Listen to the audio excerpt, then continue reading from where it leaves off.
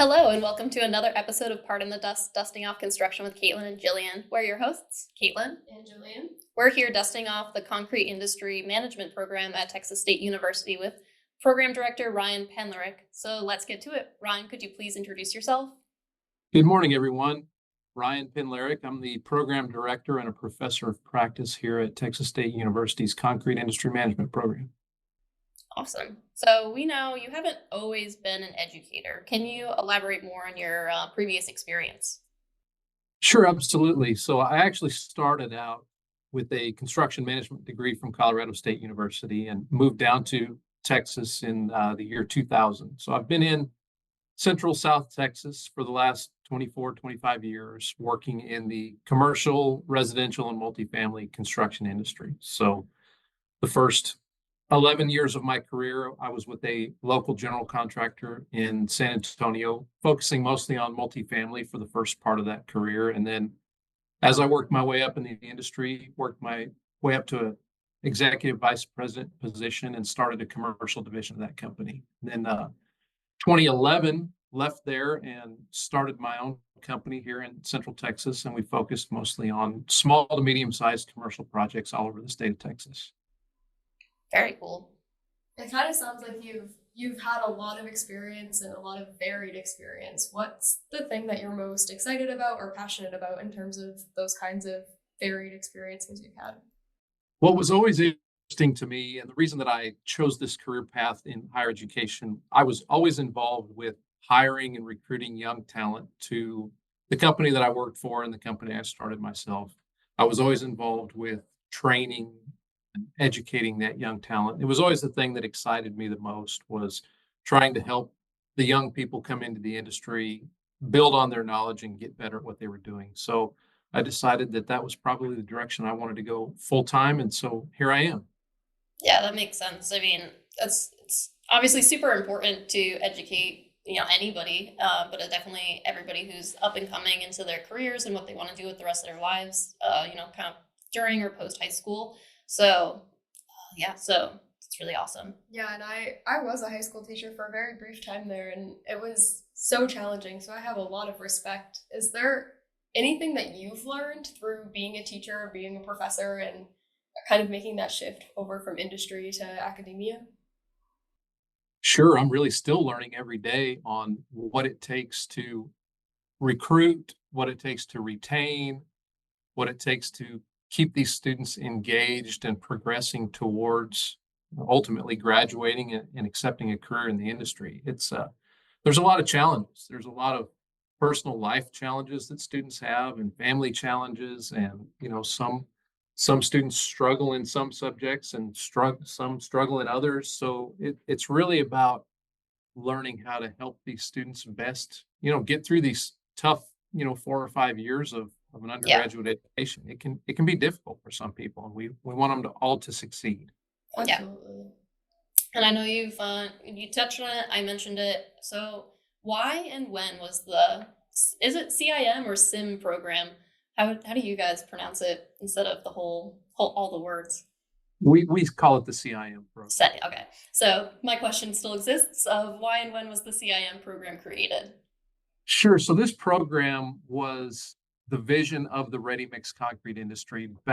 There was a study done in the late 1990s called RMC 2000, what the ready-mix concrete industry was going to look like by the year 2000. Mm-hmm. And one of the things that came out of that is we need young talent. We need young talent in the industry. And so this degree program was created by the industry, and it launched at Middle Tennessee State University in the late 1990s. Mm-hmm.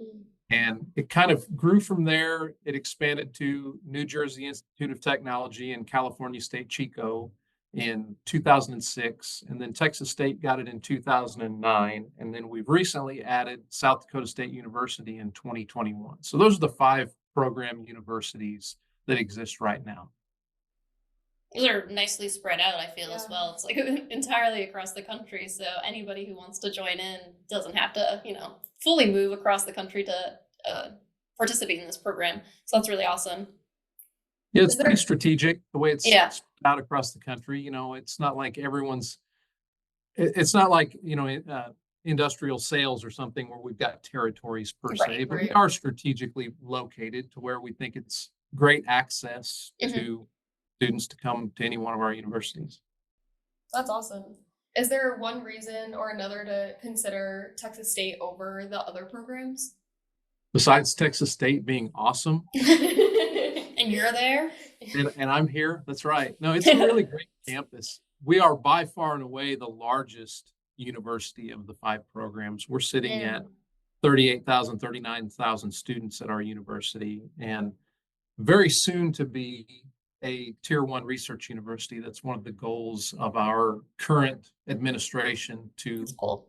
push Texas State forward. So it's a growing university. We're in the largest state for cement and concrete consumption. So we're right here in Central Texas. We're surrounded on all sides by aggregate operations, cement production, ready mix production, precast production. It's all right here. So it's a great state. It's a great business climate, and our students are going on to succeed. So that's really the sales pitch for Texas State on our program. How many students are typically in like a class for this program? So really, that's one of the things that we've been working on is the enrollment in this program for the last few years was pretty small. And, Mhm. you know, the program's been around for a while, but it never really grew the way that it was intended to grow. So we've been working hard on that. Class size is not that large still. We went from when I started here about 30 students in the program to this fall, we're looking to be somewhere between 125 and 150. Nice. Wow. We've seen some pretty profound growth, but we're still small, right? We're Right. still, 150 students across 4 or 5 years of college. Yeah.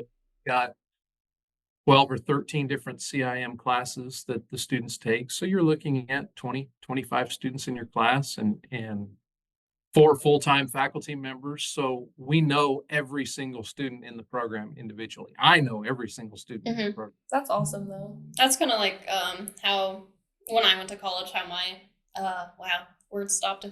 Words stopped. That's how my classes were. They were quite small. I don't think we had even 150 in my major specifically. I think our school was actually 500 per like graduating class, so it wasn't too many people in general. And we had like 21 different majors that we could choose from. So it is kind of nice sometimes having those smaller classes, and then you also know everybody that's in your class. So you also have these great, really tight knit connections for the industry once you all graduate, which I find really rewarding and fantastic because you get to see how everybody's grown versus it kind of being like one of so many. But I definitely agree that this program should be continuing to grow. It definitely has plenty of room to grow, and there's plenty of opportunity in the industry for many more students to be joining. Yeah. I guess on that, like, obviously we've seen a labor shortage in this industry significantly. And younger people and newer talent coming in is essential to fixing that labor shortage. What's your goal to get a number of students into this program? If you could pick a number of students, what would you see every year coming in? I really try not to focus too much on enrollment. I mean, Yeah, we sure. we had to focus on enrollment for a time period, and we're getting to the point where we don't need to focus on enrollment anymore. We need to focus on graduates. How many people are we producing for the industry? Yep. And, we can back into some enrollments from there, but from everything that I've researched and the conversations that I have with industry constantly, a lot of the things we're seeing about the upcoming and impending retirement of a lot of management level employees, we need to produce 40 to 50 graduates per year to be able to fill the industry positions just available in our region. Yeah. And it may even be higher than that by the time we get to that point, right? So, when we get to 200, 250 students in the program, we're going to be a really healthy program. We're still going to be small enough that we still all know one another. Mhm. All Yeah. students are matriculating through their coursework together and building those relationships. And so I think it's a really good place to be. It may end up growing from there, probably will end up growing from there, but we'll just have to see how that works over the next few years. Yeah. And then I kind of want to take a segue, but it's also still related. What's the curriculum like? Like, what types of classes are these students getting into? What are you guys teaching? All of the good stuff. So the way I try to explain it when I'm talking to high school students and their parents is we bear some resemblance to construction management. So you can kind of see and kind of understand the construction management aspect of this. So I would say about a third of our program is construction management philosophy, construction Mhm. management ideas. Mm. And then a little larger piece of our program is concrete material science. So we are getting down into the nitty gritty, down and dirty of being in the lab, mixing concrete, testing admixtures, testing SCMs, all of the new technology, material science wise, that's coming in the concrete industry. And we also have a very healthy business minor built into the program. So there's a lot of focus on business, Okay. on how we run business, how we operate concrete companies, how we operate construction companies. And that's kind of where we've got different faculty talents. We've got some great faculty material scientists that are here to teach that piece. That's not my piece. My piece is obviously the construction management side, the Yep. business side, the strategic planning, strategic thinking, all of the different ways that we run successful companies in the construction and concrete industries. And that's where I kind of bring my talents to the program. That's cool. It sounds like because of how your program is structured, there might be a lot of different career paths students could take coming out of that. And could you speak a little to what students can expect after graduation?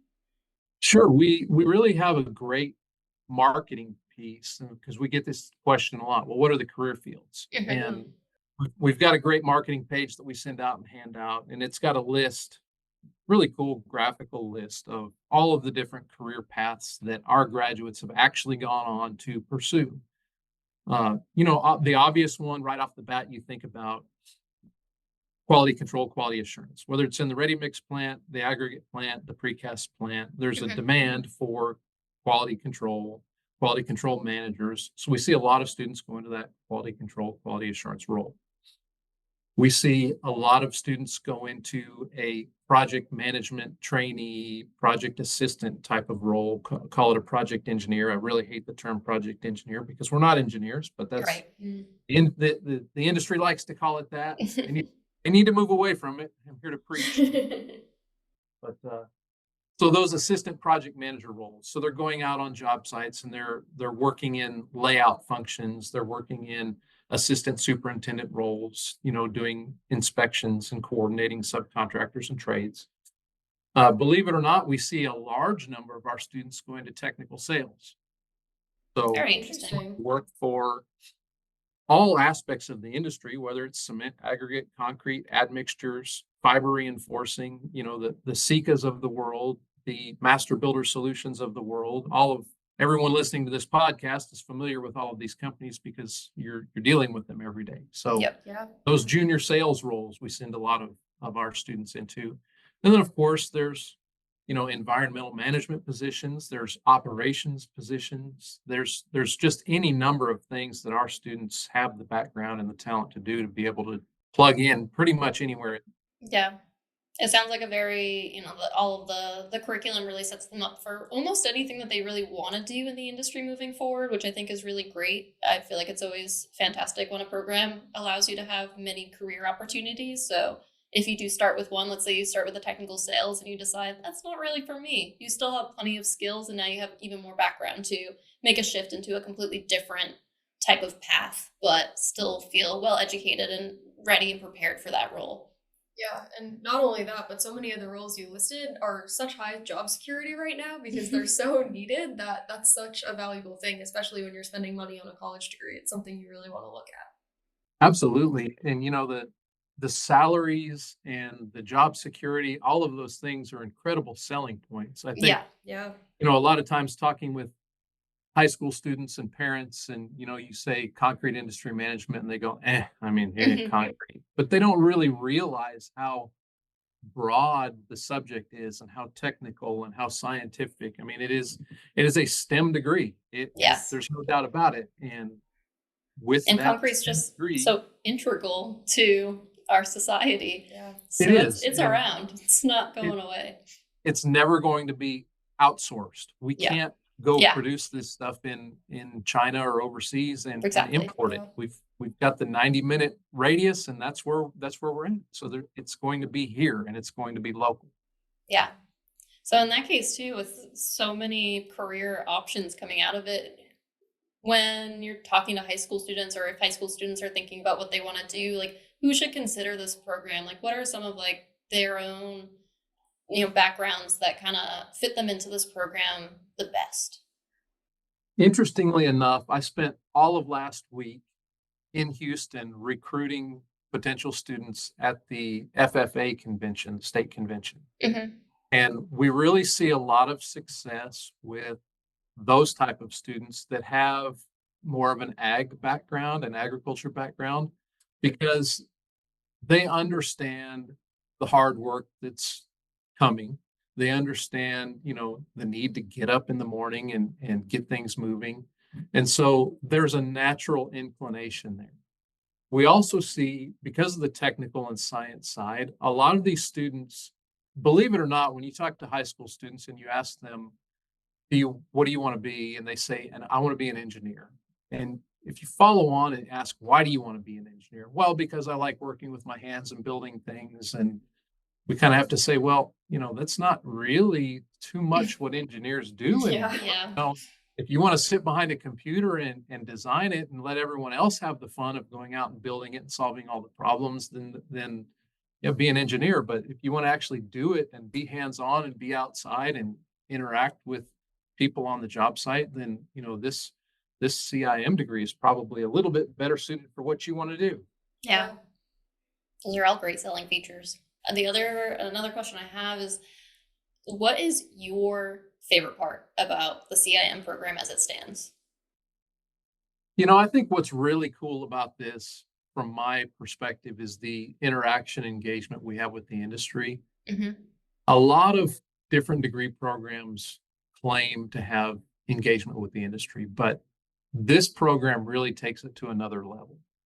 We are, I don't want to say controlled, because Right. that's not the right word, but we have a national steering committee for CIM that Hmm. helps us with the curriculum and helps us with fundraising and really provides us with a lot of funds to run this program. And then we have a lot of local patrons, local industry advisory board members that go even further with helping us raise money and provide scholarship dollars and provide internships, guest lectures, guest speaking opportunities, any number of things. And then with that money, with that funding, we're able to take students all around the country to visit industry associations, industry events. We go to World of Concrete every year out in Las Vegas, and there's just not a lot of degree programs that expose the students to the industry as much as we Yeah. do. I think that's a really cool part of what we do. Sounds like a really cool part. I mean, I love being out and like hands-on, especially with like the industry. Even just in my current position, I love being hands-on with the precast concrete industry. So if I was a student, I feel like that would just really fully set me up to be super comfortable with myself graduating and being able to kind of enter the industry without feeling like a total newbie, if that makes sense. Like I feel semi-familiar. I know some faces, I know some people. So I don't feel like I'm, just entering as a student. I'm entering as somebody who could be a professional. The network that they get to build, Yeah. not only with the students that they go to school with here at Texas State, but the students that they interact with the other 4 CIM programs nationally, and then the industry layer. I mean, I've got students here at Texas State that are on a personal speaking level with CEOs of major Fortune 500 companies because of the connections we've made. I never So knew a cool. CEO of a Fortune 500 company when I was 20 years old. I mean, Right. pretty incredible that they have that connection and that contact. Yeah, absolutely. Especially with, trying to get younger generations into the industry and getting them set up with, talking to these individuals that are far higher up that you never think that you'd ever speak with, especially as a college student. I feel like really gives them the confidence that they need in order to be a change, not necessarily a changing force, but actually feeling engaged with the industry and getting their hands dirty and really integrating themselves into their wherever they end up going after graduation. Kind of on that, obviously traveling and getting to speak to all these people is a very exciting part of the program. Are there any like fun projects or anything like that that students get to work on that might be memorable or like a highlight of your curriculum or the program in general? So we're really starting to build all of that back into the program. So as you know, there are 100 different industry organizations, associations, affiliations, and a lot of those have student competitions. Yes. So we have competed in the ACI student competition again for the past few semesters, and the students are really getting excited about that. One of the things that we're doing this fall, and we were recently awarded two separate grants, one from the PCI Foundation and one from the NPCA Foundation. And out of those two grants, we've created a new precast pre-stressed management course that we're rolling out this fall. Very So cool. we're going to spend an entire semester long course working on precast and pre-stressed concrete. So in that class, we're going to participate in the PCI's Big Beam student competition. Nice. And we're also working to hopefully help the NPCA create a different type of hands-on student competition. Mhm. So we're going to be working in our lab, building the PCI Big Beam, and we're going to be working in our lab with a separate team, building a NPCA type of precast element. So there's some things that we're going on right now over the summer where we're working through some ideas with Block Solutions in Houston, and they're helping us with some drawings and some different things on creating this new precast element that the students are going to have to figure out how to form, reinforce, or transport, and have different levels of quality control and things like that. So it's an interesting thing that we're coming up with. We'll struggle with it this semester, being brand new, but Yep. We just That's have always to exciting too. move forward with it. Exactly. I think that's really fun. Any type of student competitions are always a good time to just build more camaraderie with your fellow peers and any other student at a different school. So that's very exciting. I also want to tap into some of your previous background by asking you a few questions. So I wanted to kind of wrap up our conversation about the CIM program. So is there any final bits of information that we haven't talked about that you want to share with anybody that's listening to the podcast? I think the only thing that I want to point out to industry people that listen to this podcast is think about your own student, your own children, your employees' children and families and different people, and really promote the industry. We all know it's a great industry because we're involved in it, but not necessarily everyone outside our bubble knows what a great industry it is and what kind of opportunities the industry provides. So we really need to start singing the praises of the industry as a place to go make a great living and live a great life and build a family and build a career. And this degree program is just one way for someone to find an entry point into this great industry. Yeah, absolutely. So thank you. That's awesome. I hope that while the program continues to be as successful as it has been growing, and I look forward to actually seeing your fall program of the precast and pre-stressed bit. So I look forward to seeing that down the line. I'll keep my eyes out and probably ask you, hey, how'd it go? How's the first semester going? But moving forward with some more questions, just do you want to share, or could you please share your thoughts on the precast industry as a whole? Yeah, I actually spend a lot of time with the precast industry. So here in Texas, our PCMA, Precast Concrete Manufacturers Association, has producers and associate members from Texas, Oklahoma, New Mexico, and it's a great group.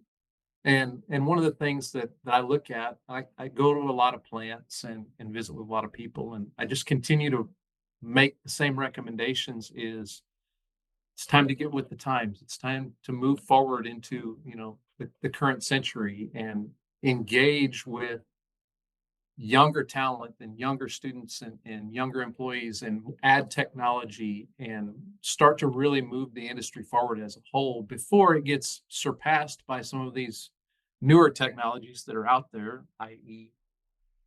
3D printed concrete, and Mhm. we can all talk about at length, I'm sure. Absolutely. Yeah. So, with that, like, what, in your opinion, what is the value of having and using technology within the construction industry as a whole, slash also just the precast industry?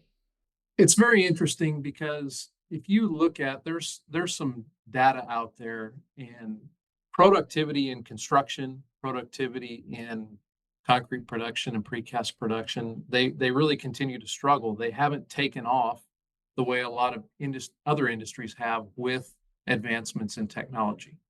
And I think a lot of that boils down to unwillingness or hesitance to bring these new technologies forward, a lot of risk, a lot of potential risk. Hmm. And so, unless we're willing to really just jump in the middle of it and try to go through the change and through the change management and try to promote some of these newer technologies, we're just going to continue to fall behind. And I don't think that's the direction that anyone wants the industry to go, whether it's the precast industry or any other larger part of the industry. We want to be on the cutting edge and continue to move things forward. Yeah, especially with precast being, such an old material and being used for so many years. It's definitely not going anywhere, but adapting to where the industry is going and just where the society is going with adding technology into pretty much everything that we do, which is, some could say great, some could say not great, but it is where things are moving. So adopting and using technology in order to best create, best produce, and continue growing your own business, I agree, is where everybody needs to be heading. I think, Jillian, you had something you wanted to say as well. Yeah, I feel like providing young voices and educated young voices, especially into the industry, is going to help so much with that.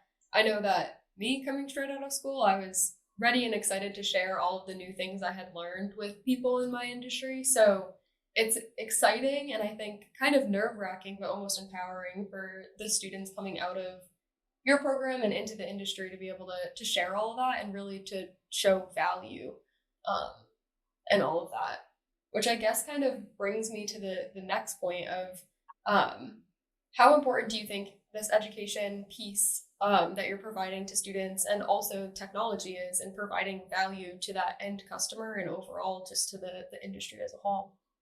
I think it's incredibly important. I think what we're doing here by introducing some of the emerging technologies in this degree program allows the students to go out into industry and help to push the envelope a little bit and maybe help their companies along with this is the direction the industry is going. We need to get on board or we're going to be passed up. I brought up the 3D printed concrete thing that's really saturating the industry, and Yeah. students get really excited about it. Potential students, high school students that we talk to, if they pick one thing that they know about concrete, they see something really cool. It's 3D printed concrete, and coming from the industry with a background of multiple decades, I look at it and I say, what is 3D concrete printing? What problem is it really solving that the precast industry hasn't already solved? Right. Yeah. And when I ask that question, I say, well, then it's entirely a marketing issue. The precast industry needs to do a better job of saying, we've already solved all of these problems that you're trying to solve. And here's why. We have higher levels of quality and we have tight tolerances and all of these issues, we've solved it. So Yeah. let's talk about how cool would it be to have, instead of mobilizing a 3D concrete printer to each individual job site, how about we put a 3D concrete printer in our plant and figure out how to make our plant more efficient using this technology Yeah. while we're still a precaster. Hmm. Yeah, absolutely. And I think that kind of goes to like a sustainability effort as well of like how can we increase efficiency in our plants so that we're not trying to create a plant on site for every job site because that that doesn't seem necessarily sustainable, however cool it might be. I agree. I think there's a lot of challenges on the logistics side of things. The technology side, pretty cool. The material science side, we're coming up with some cool new things, but the logistics side, the mobilizations, the transportation, we're not solving any sustainability problems or productivity problems. We're probably creating new ones. So Yeah. Yeah. there's a lot of work to still be done on that side of things. And like you said, if we can take that technology and put it into the manufacturing process of precast concrete, then maybe we're finding a way to solve the problem that actually exists. Yeah. And I know that you mentioned like 3D concrete. Is it 3D printed concrete? Is it really solving a problem, or is it just like a cool new thing that's been marketed really well? I think one of the issues that at least we've seen as a technology company in this space is that a lot of people are questioning, do I even need technology? What problem is that going to solve for me? So if people are questioning whether or not they need to start adapting to technology or even implementing it in their plants, what would you recommend to them? What's your advice you would give them? I'll give them the parallel that they probably understand.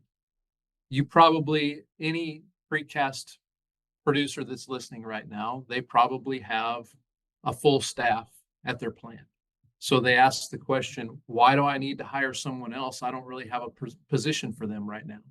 And inevitably what happens is someone leaves unexpectedly.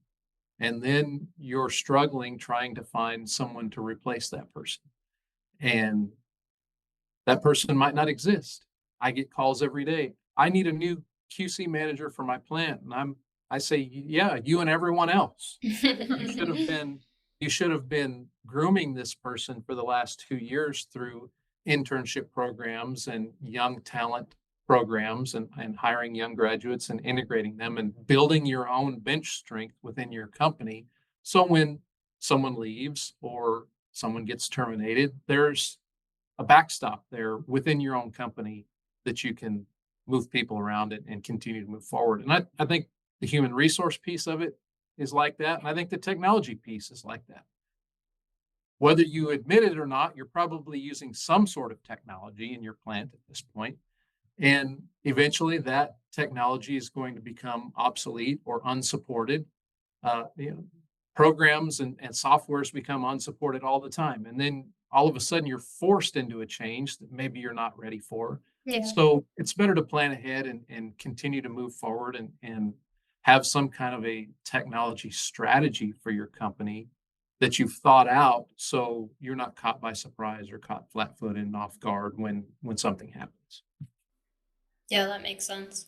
I'm gonna go back to sustainability a little bit. I mean, we know that sustainability is continuing to be a major topic in construction and precast for sure as well. EPDs are coming out. Everybody needs to, EPDs, you kind of need technology in order to record everything in order to get your EPD. So kind of technology is working their way into becoming requirements further than they already have. So just generally, what's your take on the current status of the sustainability efforts of the construction industry? Ooh, what a loaded question that is. I think it is obviously a big piece of the way the industry is going. And I can kind of break it down into a couple of different pieces. The material science side of things is exploring and finding a lot of new technologies, from the carbon cure types of technologies and the carbon sequestration and things like that. There's a lot going on. And on the management side of things, like how do we implement all of these new technologies and new processes and things, is really far behind. So we've got to start working on that parallel on where does an EPD come from and how do we use it and what does it mean? There's a lot of people that in the industry and in our classrooms that have no idea what any of that stuff even means. There's Yeah. select few out there that do, but we have to do a much better job.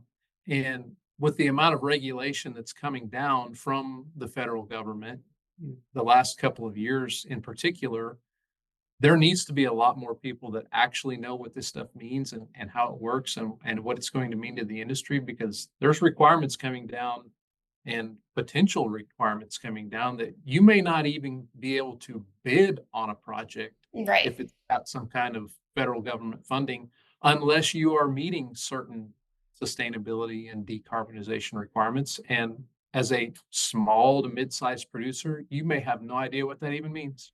Yeah. Yeah. I know even when we went to the precast show this past year, and of course, EPDs were one of the major topics, and still seeing how many people are potentially just completely unfamiliar with what that is and what that will mean is crazy. And it's coming fast and hard. And I know there's already states that are requiring it. I think there's a few states with some legislation coming out that will require it. I don't remember which states those are off the top of my head, but it's coming, and it's important to be informed and all of so many things. Yeah, and Yes, for sure. it can definitely start to feel really overwhelming. So knowing that the younger generation can kind of take that on our shoulders and carry that forward to inform everyone else, it's a collaborative group effort for sure as we move forward. And sustainability is something that impacts everyone. So it's important that everyone do their part and, share the information where information can be shared. So And absolutely, and coming from a general contractor's perspective, when when these different regulations and things come down, it's going to be contractually passed through the general contractor and on to the trades. The producers Yeah. and suppliers are going to Mhm. be held to the responsibilities that the general contractor is held to in the contract. So as an industry, we have to start understanding, if I read a contract and there's certain requirements in that contract that I need to meet and I don't know how to meet them, I'm in trouble. So Yeah. there's a lot of education that needs to go on what this stuff really means to the industry and how we're going to accomplish it. Hmm. And then that's also where I feel like technology can help, because there are technology companies out there that do know all about all of this and know how to be compliant and meet these requirements. So starting to partner up with your technology companies that you are working with to see if they can help you in any way, shape, or form. Just being educated, really, and making sure you're aware of everything that's coming down the line. My next question is, where do you think that the industry is going to be in the next 5 to 10 years? There's a lot of really great things happening in the industry right now. And we haven't even touched on AI and its impact that's already touching the industry, but we've barely scratched the surface. And I think we're going to see a lot of new technologies spin out of AI. You think about simple things like mixed design and the Mhm. amount of data that exists in the world that can now be analyzed and optimized. There are AI tools now for optimizing mixed designs with actual data from the aggregate that we have in our yard and what it's historically produced and all of our test results from our QA/QC, so we can really start optimizing and getting better mixes and figuring out how to cost optimize what we're working on. So we start thinking about all of the things. Everyone that's worked in the industry has a side project sitting on the side of their desk that, I really need to study this when I get some time. And now all of a sudden you're going to be able to feed all of that historical data into a model and explain to the model what you want to get out of it, and it's going to be able to work on your side project for you and spit out some information or some data that you're going to be able to take a look at and make a strategic decision. I think that's going to be really cool for the industry, and the people that take advantage of it and learn about it and study it are going to be able to improve their business, and the people that ignore it are once again going to be left behind. Yeah, I mean, absolutely. Taking the data that you already have and being able to analyze it and use it to improve moving forward, I feel like is just key with really any industry. Certainly the construction and precast industry, but definitely just generally using information that we already have in order to optimize and improve is just key to continuing to grow and again remaining more sustainable, because now you can learn based on what you already have collected, what you have as data, why was that potentially not as sustainable as like moving forward in a different direction? I think that's pretty much all of the questions that we have today. Is there anything else that you want to share as your final words of advice, or any fun tidbits of fun facts that you have? Please share now. Fun facts. I don't know any fun facts for the day, but I do continue and want to continue to just, I'll kind of repeat what I said before, is advocate for the industry. We know that there is a huge number, and I've seen different numbers of people that are retiring or anticipated to retire by 2030. Well, look at the calendar. We Yeah.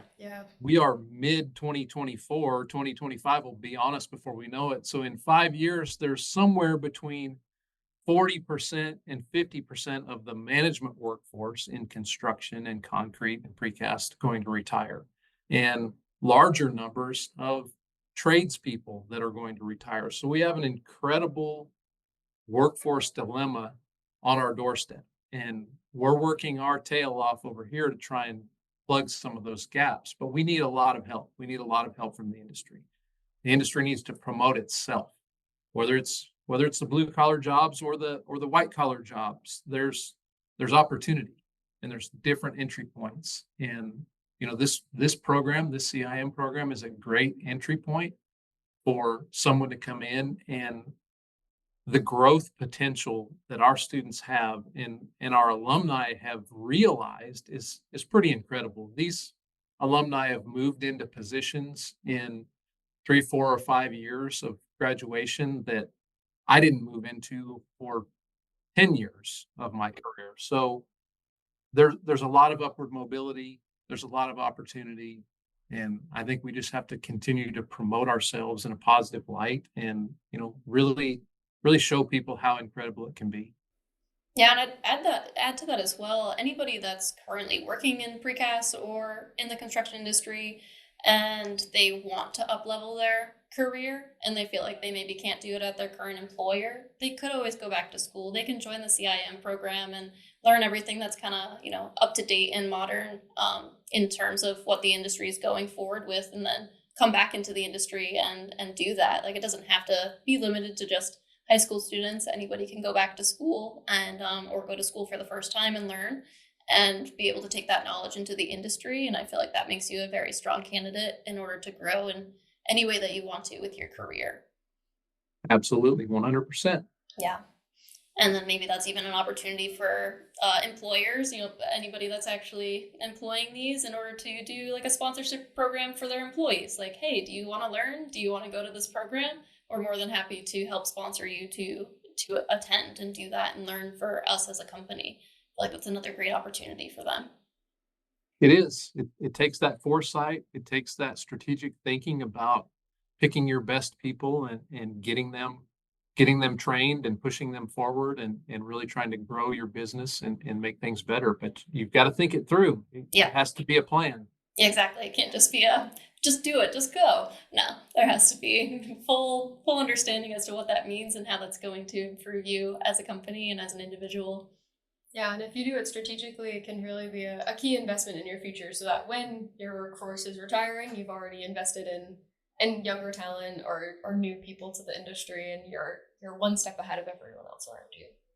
And definitely start thinking about doing that now. If Yes. we're about to be 2025, it takes, as you said, about 4 or 5 years, right, of this program in order to graduate. So probably start getting those people enrolled now, so that they're ready for when your management's ready to retire. Yes. Right. Never It's too incredibly important. Yep. So once again, thank you, Ryan, for being here today and speaking with us about the CIM program at Texas State. And thank you, listeners, for your time today. Make sure you like and subscribe to the podcast to get notified when our latest episode releases. We got a few in the pipeline, so I look forward to getting those out to you all. And if you've listened to a few episodes and you've enjoyed them, please definitely make sure you rate us or leave us a comment to let us know what you'd like to hear about or what we can improve, because this is for you. And we want to create the best content for you. Granted, we're also learning, so it's fun for us, but we want you to care about what you're listening to.